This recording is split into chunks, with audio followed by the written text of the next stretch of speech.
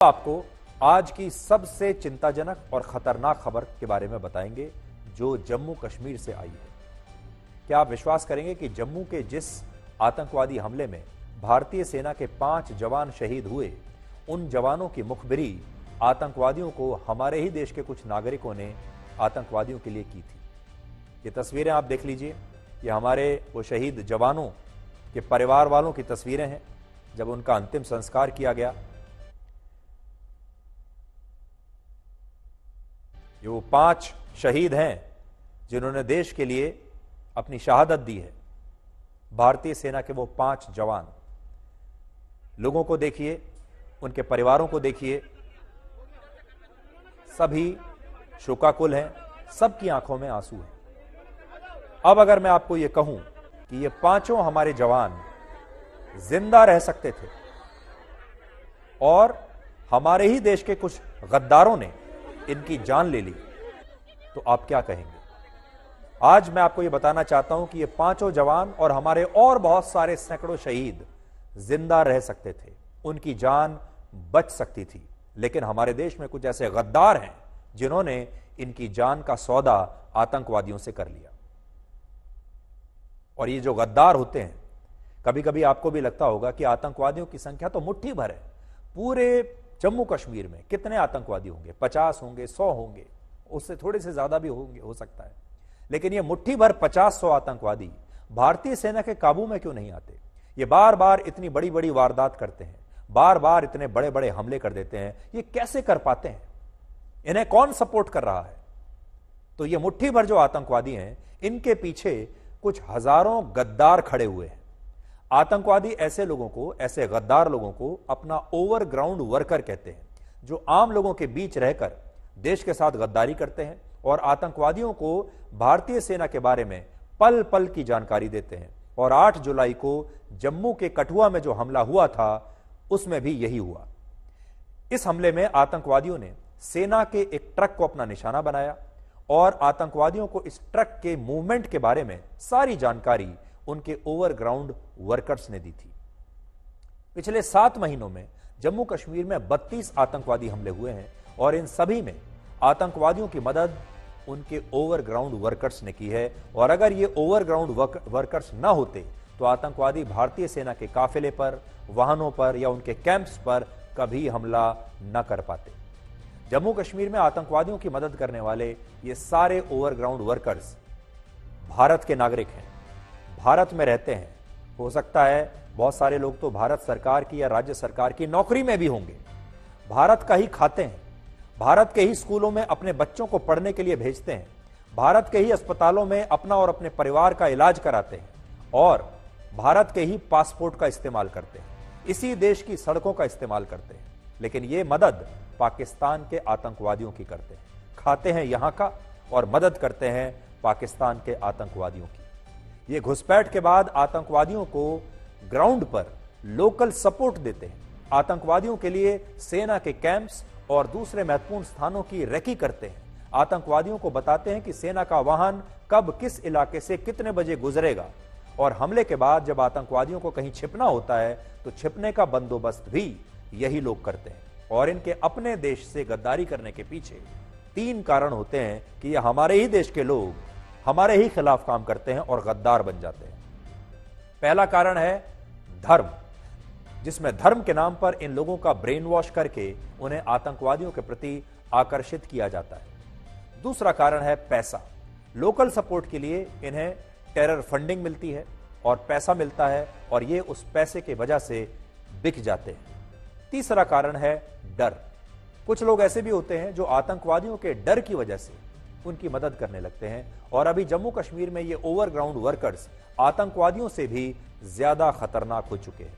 देखिए, भारतीय सेना आतंकवादियों को पकड़ सकती है, मार सकती है, उनके खिलाफ एक्शन ले सकती है, एनकाउंटर कर सकती है, लेकिन सेना को यह कैसे पता चलेगा कि आसपास के गांवों में जो लोग भारत के ही नागरिक हैं, जो आम लोगों जैसे ही दिखते हैं, जो हो सकता है राज्य सरकार, केंद्र सरकार की नौकरी करते होंगे या इसी देश में रहते हैं बिल्कुल आम लोगों की तरह, जनता की तरह, उनमें से कितने लोग ऐसे हैं जो आतंकवादियों के लिए काम कर रहे हैं और पल पल की जानकारी और मुखबिरी उनके लिए करते हैं।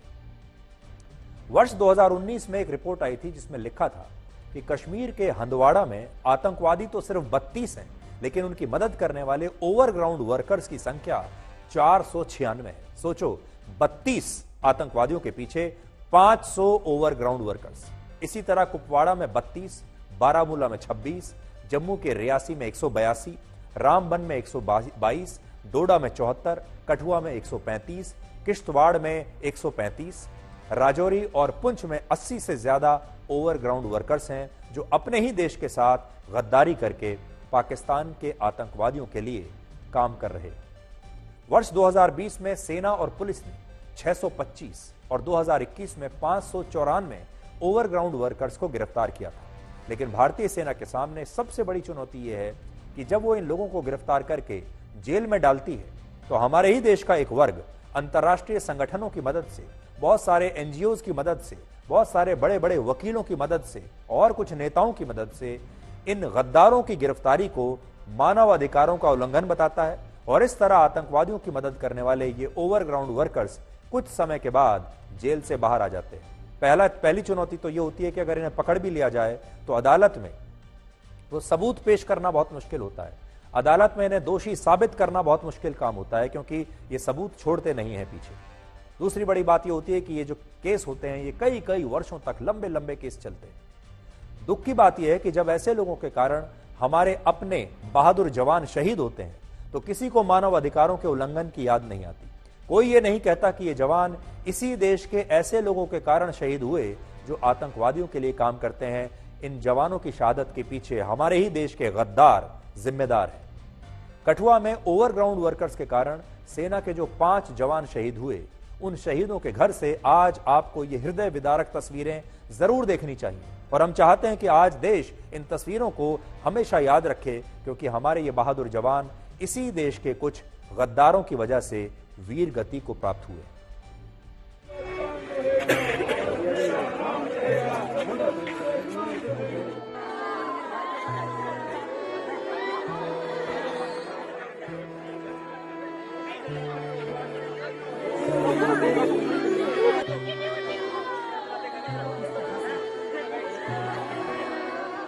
बीस साल इसकी उम्र थी अभी। वो नहार बड़ा व्यवहारिक, अच्छा, पूरे क्षेत्र में कॉमन, हेल्पफुल, नोबल नेचर वाला।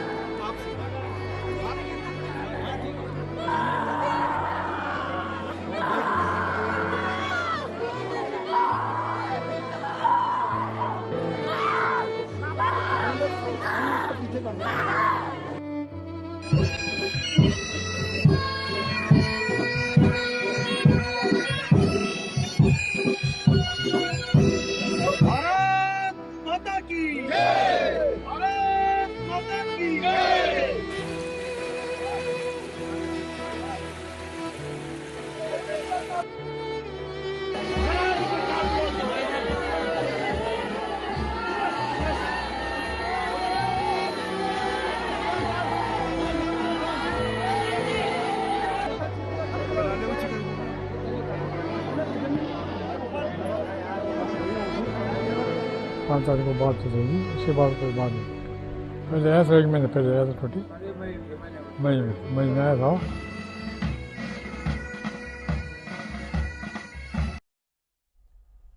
अब इस सवाल पर आते हैं कि कश्मीर घाटी की तुलना में अब जम्मू में आतंकवादी हमले इतने ज्यादा क्यों हो रहे हैं। यानी आतंकवादियों ने अपना जो पूरा ध्यान है कश्मीर घाटी से हटाकर जम्मू के इलाके पर क्यों ला दिया है, और ये जो पूरा एक्शन है आतंकवादियों का ये जम्मू के क्षेत्र में शिफ्ट क्यों हो गया है। आपने देखा होगा, नोट किया होगा, पहले ज्यादातर जो आतंकवादियों के हमले थे वो कश्मीर घाटी में हुआ करते थे, लेकिन अब जम्मू के इलाके में हो रहे हैं। ये एक बहुत बड़ा शिफ्ट है।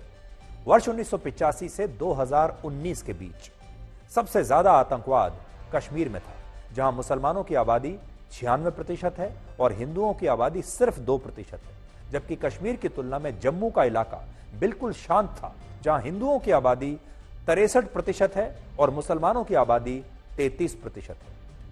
वर्ष 2019 में जब मोदी सरकार ने कश्मीर से अनुच्छेद 370 को समाप्त किया और टेरर फंडिंग पर पूरी तरह से रोक लगा दी, तो आतंकवादियों के लिए कश्मीर घाटी में हमले करना मुश्किल हो गया। और इसका सबसे बड़ा कारण यह था कि कश्मीर में आतंकवादियों को लोकल सपोर्ट मिलना मुश्किल हो रहा था, और दूसरा, कश्मीर में आतंकवादियों के लिए छिपकर लड़ना शुरू से ही काफी कठिन रहा है।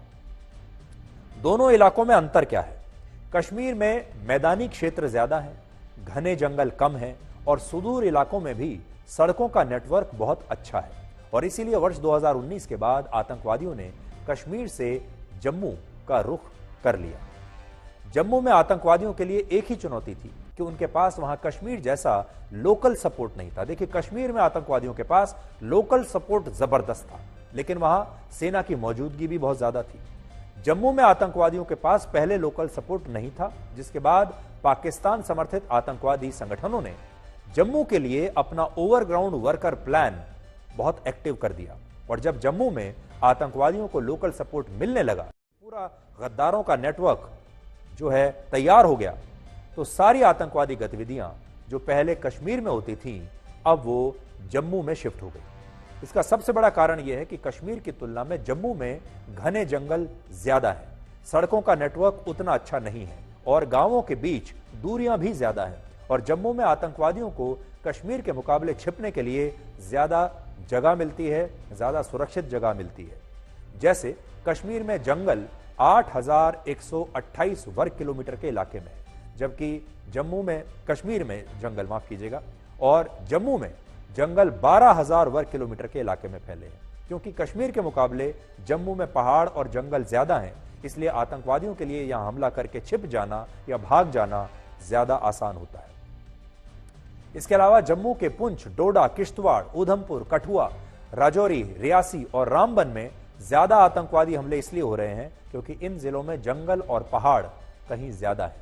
पूरे जम्मू कश्मीर के 20 में से जिन 12 जिलों में सबसे ज्यादा जंगली इलाका है, जंगलों का इलाका है, जिसे हम फॉरेस्ट एरिया कहते हैं, उनमें 9 जिले अकेले जम्मू में हैं, और ये वही जिले हैं जहां आजकल आतंकवादी घात लगाकर लगातार सेना पर हमले कर रहे हैं।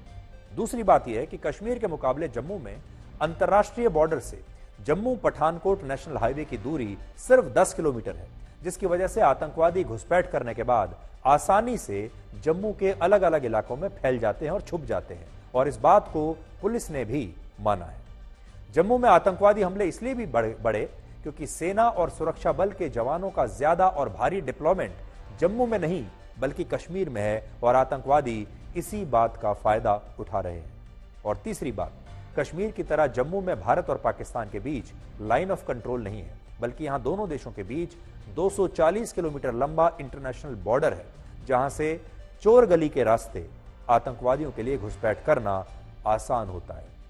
कठुआ, सांबा और हीरानगर के इलाकों में इंटरनेशनल बॉर्डर पर नदियां ज्यादा हैं, जिसके कारण पाकिस्तान की सेना चोरी के रास्ते आतंकवादियों को घुसपैठ कराने में कई बार सफल हो जाती है। और क्योंकि जम्मू के उस पार पाकिस्तान में जैश ए मोहम्मद का सबसे बड़ा लॉन्च पैड है, जिसे मसरूर बड़ा भाई कहा जाता है, इस कारण से भी जैश ए मोहम्मद और उसके समर्थित आतंकवादी जम्मू को अपना निशाना बना रहे हैं, और इस आतंकवाद के पीछे सिर्फ पाकिस्तान नहीं है। आतंकवादी भारतीय सेना पर हमला करने के लिए उन M4 राइफल्स का इस्तेमाल कर रहे हैं आजकल, जो अमेरिका ने पाकिस्तान की सेना को दी थी, जबकि कम्युनिकेशन सिग्नल देने के लिए यह आतंकवादी उस हाइब्रिड सिस्टम का इस्तेमाल कर रहे हैं जो चीन के सैटेलाइट से ऑपरेट होता है। और इसलिए यहां सवाल चीन को लेकर भी है और अमेरिका को लेकर भी, क्योंकि इन दोनों देशों के हथियार और टेक्नोलॉजी आतंकवादी जम्मू कश्मीर में भारत के खिलाफ इस्तेमाल कर रहे हैं। तस्वीरें आप देख सकते हैं, वो कम्युनिकेशन सिस्टम, वो सेट्स जो इस्तेमाल कर रहे हैं आतंकवादी, ये चीन की टेक्नोलॉजी पर चलते हैं, और ये वो राइफल है जो अमेरिका ने पाकिस्तानी सेना को दी थी। ये बहुत खतरनाक राइफल्स मानी जाती हैं, और कहा जाता है कि ये बुलेट प्रूफ जो गाड़ियां हैं उन्हें भी भेद सकती है। तो ये राइफल अमेरिका ने दी थी पाकिस्तान की सेना को आतंकवादियों का खात्मा करने के लिए, लेकिन अब ये राइफल्स आतंकवादियों के हाथ में ही पहुंच गई हैं। अब अमेरिका को पाकिस्तान से पूछना चाहिए कि ये हथियार आतंकवादियों तक कैसे पहुंच गए।